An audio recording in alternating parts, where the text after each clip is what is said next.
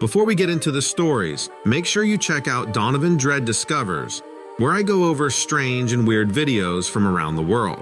I release several times a week. Also, sign up for the weekly email at dreadsarmy.com so you don't miss any updates.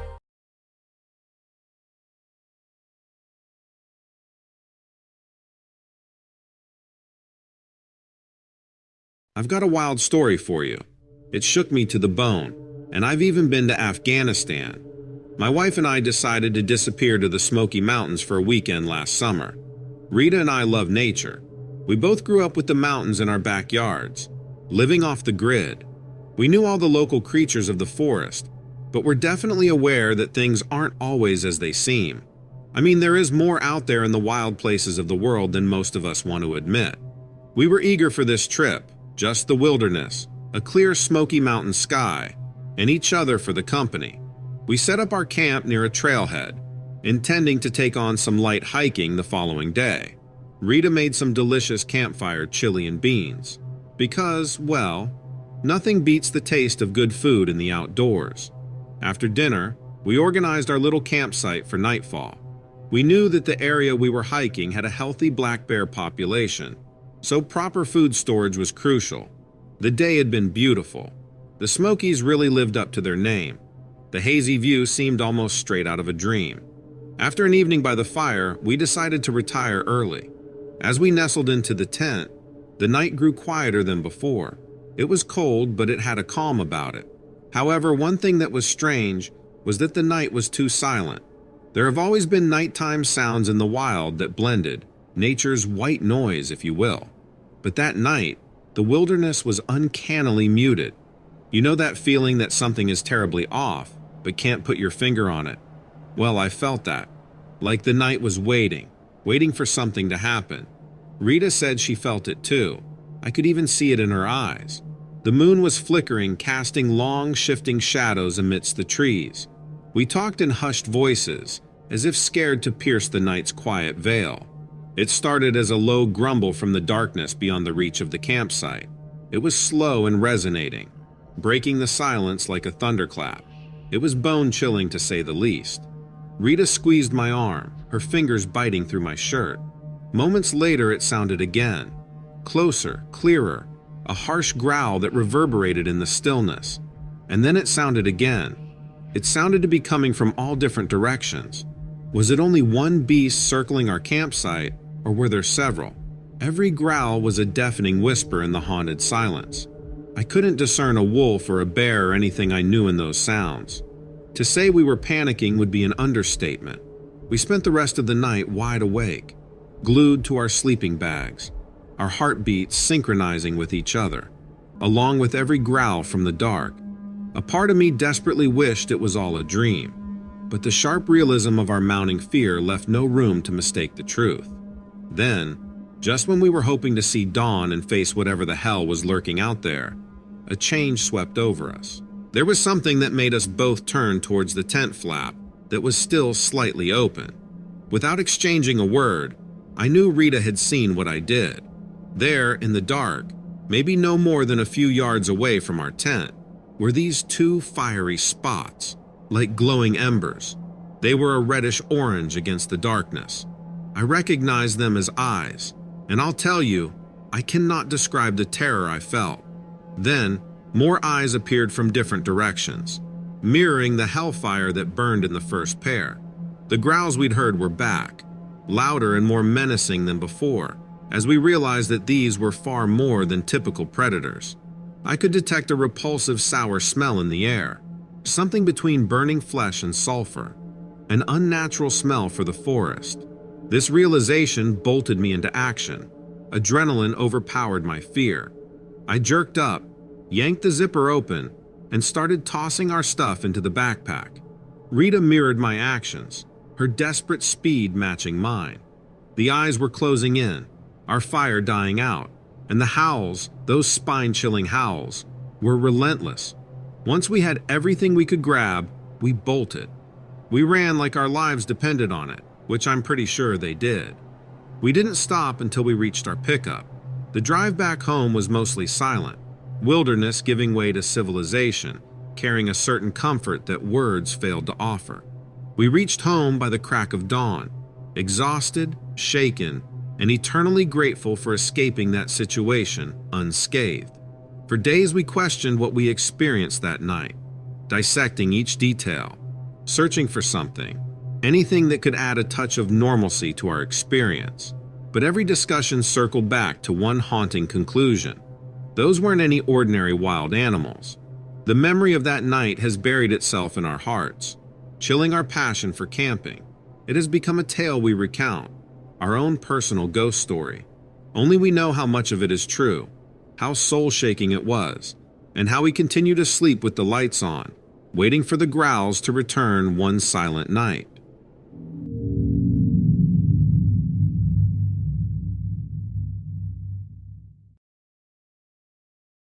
I have a wild story for you. This was a few years back, midsummer. Place was Two.Tumby, a great little spot to catch some waves on the central coast of Australia. I've been in love with surfing since my dad, a champion surfer in his own right, got me on a board when I was just a little sprite. And to this day, there's just something about riding down the face of a monster wave that gets me going back into the water year after year. So, there I was, waiting in the lineup for a decent wave to come along, just enjoying the clear blue sky and the sun on my back. It might sound like an odd thing for a bloke to say, but on days like those, it's almost like you're dancing with the ocean itself. We got into a rhythm where I'd spring to my feet, flying down the wall of the wave before cutting back and forth, riding the lip of the curl. Truly nothing quite matches that adrenaline rush. It was during one such ride, while carving my mark on a shoulder-high wave, that I noticed something odd. The water was usually crystal clear, but I saw an odd shadow under the surface. I figured it was a school of fish, or maybe even a dolphin, though none had been spotted earlier. It was strange, as the dark shape seemed too big and too still to be either. Curious, but feeling a gnawing unease starting to creep in, I decided to investigate. After riding the wave back to shore, I took a deep breath and decided to swim out towards the spot. Here's where things start to get hairy. The water was a bit cooler than expected in the area where the shadow was. That's not too abnormal itself, but the stench. It was like nothing I'd ever smelled before. It was like a fresh compost pile. Not something you'd expect to find out here in the water. There must be something else nearby, but I couldn't see anything. The shadowy figure below the water was turning even murkier by the second. I tried diving down, thinking maybe there was a chunk of shipwreck buried in the sand or something. But each time I tried to get closer to the shadow, it slipped away from me, almost as though it was avoiding me. I chalked it up to a trick of light, or maybe my imagination, but then something brushed against my leg. It wasn't like seaweed or a stray jellyfish.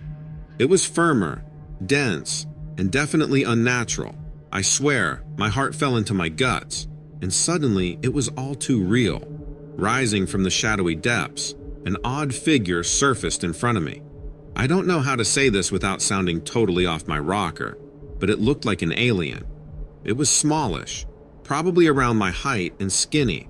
Its head was unmistakably larger than its body, a bit similar to those bobblehead toys. The most striking part, though, were the eyes. They were large and black, like pools of ink eating up its face. As soon as I saw that thing in front of me, this feeling of pure terror gripped my guts. I bolted. Pure adrenaline pumped through my veins as I paddled back towards the shore as fast as my arms and legs would go. I barely managed to get ashore before collapsing on the sand, gasping for air and shaking like a leaf. The sense of relief that washed over me, knowing I was no longer in the ocean with that nightmare, was indescribable.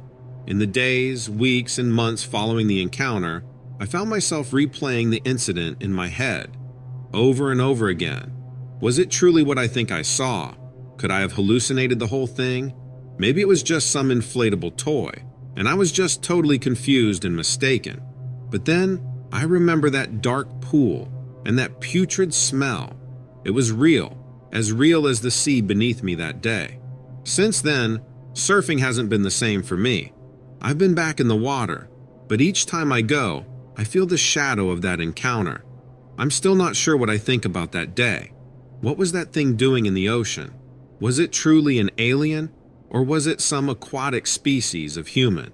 I doubt I'll ever figure it out, and part of me doesn't even want to.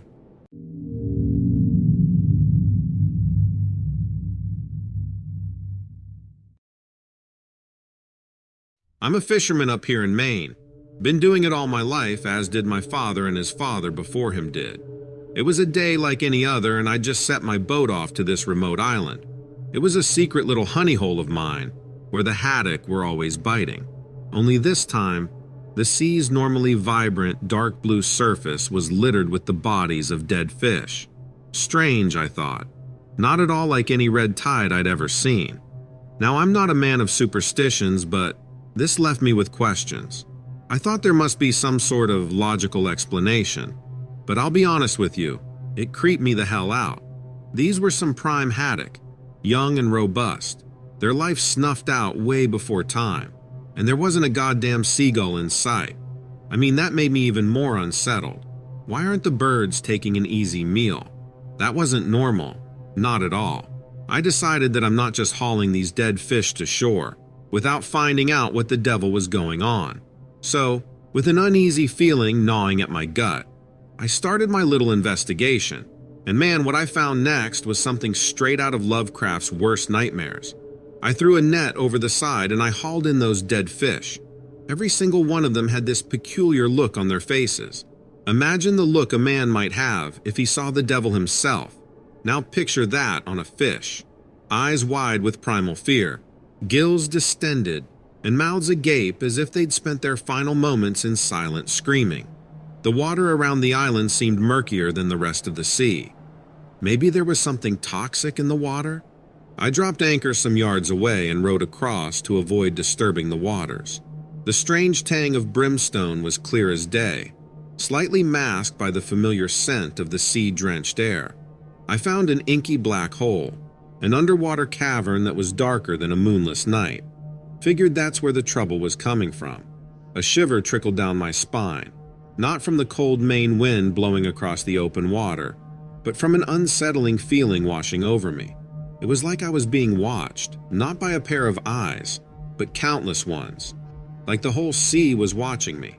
The sea was still around the cavern. The waves seemed to hush their roaring melody as I neared it. I still don't know what I was thinking when I decided to explore that dark cavern. Its entrance was just below the water's surface. I could see it from the boat. As I pulled off my gear and dived in, the water froze me to my core. I had never been in water that cold before. It was as if this dark hole swallowed all warmth and light around it.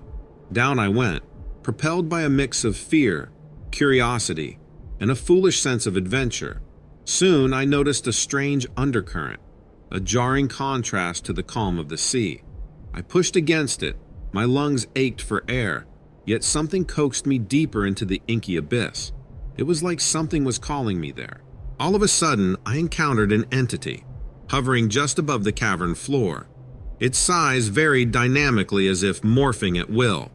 One moment, it was no bigger than a small dog, and the next it towered intimidatingly above me.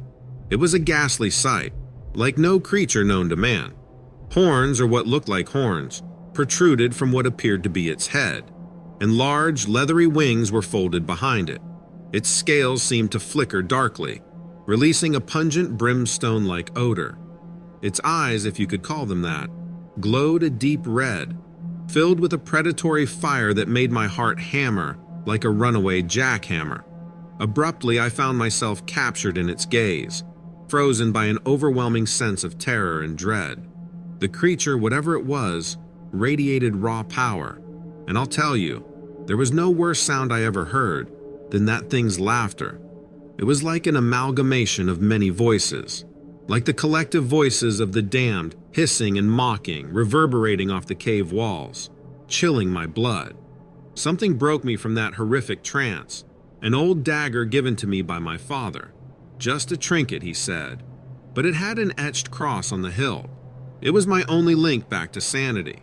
I pulled it out from my belt. Its steel glinted dimly in the aquatic dusk. On seeing this, the creature's fiery eyes widened in what seemed like shock, and without a second thought, I kicked my way to the surface. As I broke through the water, gasping like a beached haddock myself, I looked back at the cavern. I swear I could still feel those eyes on me. I swam back, got on my boat, and gunned the engine. In seconds, the island, that dark hole, and the thrumming malice were behind me. The next day, I contemplated whether that really happened. I couldn't believe I went in the water, but it was like I was being called, like I wasn't in control of my own body. I've never been back to that island since, nor have I shared this story with anyone else before. After all, who'd believe me? A humble fisherman regaling them with tales of sea monsters and demons. Looking back now, I realize how fortunate I was to escape. We're not alone out here, that's for sure.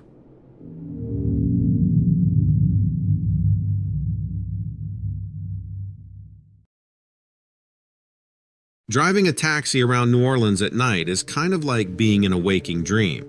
There's something eerie about the city. It's so vibrant, bustling, loud, and yet mysterious. And that wave of mystery only deepens after dark.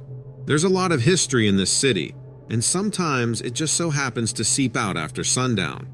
I've been a cabbie here for about 6 years, and I've definitely seen my fair share of oddities. Most nights, my shift starts gracefully. The city, heavy with the setting sun, settles into a kind of quietness that's only found in the deep corners of the night. Now, I'll be honest, when I first started driving the night shift, I wasn't sure what to expect. But from the moment my tires kissed the streets, something clicked. It felt like home, a hidden world made just for me and all the nocturnal wanderers. Before I get into any business of shadows or ghostly figures, let's talk about New Orleans neighborhoods. There are so many to explore, each with its distinct character and ambiance. The French Quarter, with its lively pubs and tourist-filled streets. Trim, laden with the culture of the Deep South. The Garden District, adorned with historic mansions cloaked in moss-draped oaks. You get to appreciate them differently after dark. They each have their own personality, and you get to know it pretty well as a late-night driver. Anyhow, it was on one of these usual nights when I was floating through the maze of roads, just doing my job. The last customer of the evening was just some random tourist, slightly tipsy, and trying to interpret the city's energy. He stumbled out of my car somewhere near Bourbon Street and disappeared into the mysterious embrace of the rolling fog. Normal stuff for me. It was right around 2 in the morning, and the city seemed to take a breath. The neighborhoods were getting quiet and empty. I was moving hazily through the Garden District, the large oaks forming a ghostly canopy above me. Just as I was about to call it a night, my attention was drawn to a silvery figure on the side of the road. There was nothing really distinctive about her, just another passenger. But there was something, maybe a shimmer around her, or the way the streetlight refracted through her, that made me feel a curious sensation of disquiet. She lifted her hand and gestured for me to stop. And, well, a ride is a ride, especially on a slow night. I pulled over, sliding to halt right alongside her. She climbed into the back seat. There was something odd about her. Her skin was almost glowing, and I don't mean that she had nice skin. I mean there was a glow, like a glowing light emanating from her.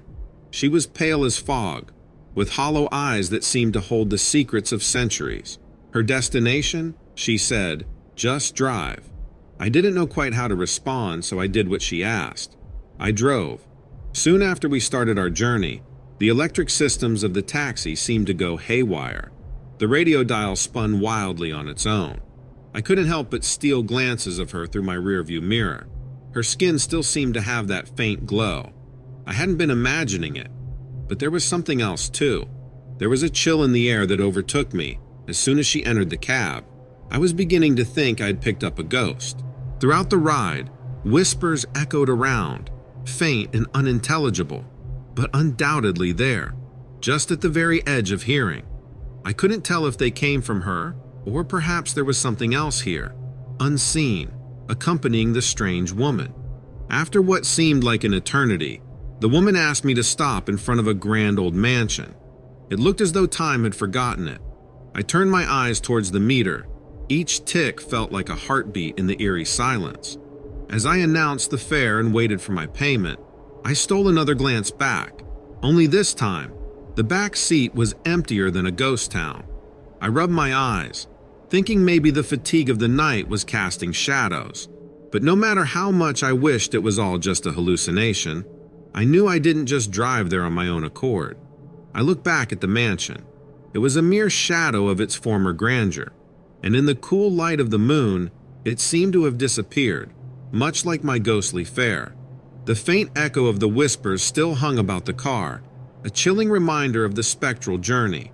But as suddenly and ghostly they had arisen, they disappeared into the ether, leaving no hint of their presence either.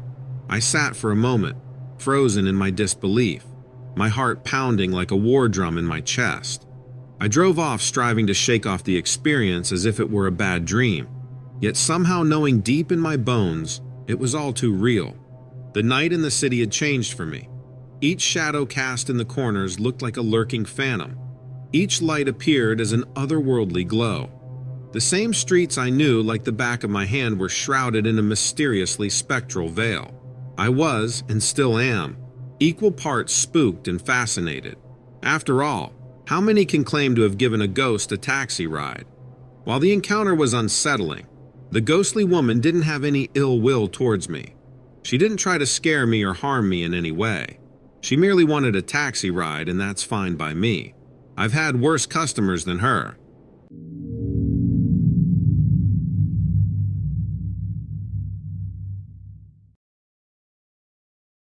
This occurred a few years back, towards the end of summer while I was living in Alaska. I was a park ranger at one of our beautiful national parks, tucked away in the Alaska Range, where the wilderness stretches as far as your eyes can see, and civilization seems like it's a thing of memory. Being in that park, so far removed, life becomes a whole different world. So to be honest, before this all happened, there were always these odd occurrences in the park. Odd sounds in the night, shadows moving in a way they shouldn't. They seemed to be just something I had to get used to. But nothing, and let me stress nothing, could have prepared me for what happened that one summer evening in the park. This particular day was like any other initially.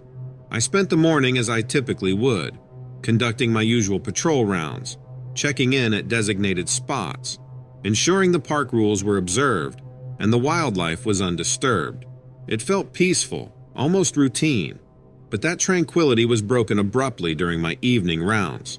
As the sun began to sink behind the serrat peaks, I was making my way down a trail that bordered the woods.